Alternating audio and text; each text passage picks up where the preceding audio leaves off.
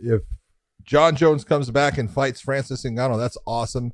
That means that Francis has signed a new contract with UFC and he's going to be under their domain for a while, and that's fine. If they don't sign Francis and he ends up going somewhere else, you're bringing in Curtis Blaydes. That's a great matchup in the heavyweight division for Jon. It's someone that, look, Curtis is super good in the wrestling aspect. His stand-up has gotten really good. He's long, big guy. Jon is now a big guy. He's not going to have to cut weight at all. I like it. I think it's the right thing to do. You're taking a look and you're trying to make it to where your heavyweight champion is fighting the guy coming from being the light heavyweight champion. He's been off a long time, and I think they're doing the right thing. This is going to be definitely an unpopular opinion. What I'm about to say. Curtis Blaydes to me is the tougher fight. Not the more dangerous fight, the tougher fight. Might be. Does that make sense? Yeah, absolutely. Okay, so follow me if you guys don't get it at home yet. Curtis Blaydes has more tools, more weapons, and will give Johns a little bit of a fit in the wrestling area. Maybe not a lot, but enough to make him he'll give him a lot of fit. He'll think give he him will. A big fit in the wrestling area. I just don't want to overcompensate, okay? I have small hands.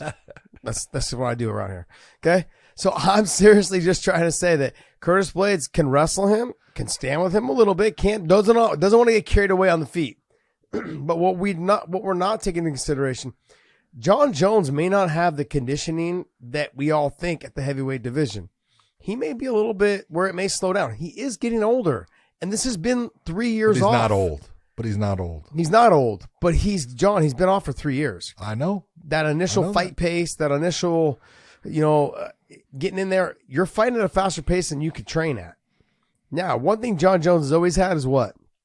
Great fight IQ. He's top of the food chain, man, when it comes to his fight IQ. This guy knows what it takes to be a winner.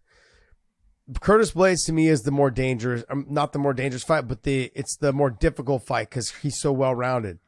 Francis Ngannou has the punch and the danger of being knocked out for Jon Jones. And he may be able to stuff one takedown, but I don't think he's going to be able to stuff 2 or 3. And in that process, Jon with that that thigh kick, the oblique kick, the trickiness of the way Jon stands and understanding how to deal with heavyweights or understanding how to deal with top-level fighters, period. There's not a thing that Francis Ngannou can bring to the table that Jon Jones hasn't already seen. And same thing kind of goes for Curtis Blaydes. But Curtis Blaydes can do it at a heavyweight division, but he moves like a light heavyweight. Yep. Francis Ngannou doesn't move like a light heavyweight. He got power like a heavyweight. He's got speed kind of like a light heavyweight. He's got power like a super heavyweight. Yeah, like a super heavyweight. And he can sprawl, but can he sprawl and stuff the first takedown? Maybe he'll stuff the first takedown, but can he stuff the second and third takedown in terms of chain wrestling? Jon Jones is a different type of specimen. And I look at this and I go, Curtis is the tougher fight, is the tougher fight for him, but not the more dangerous one.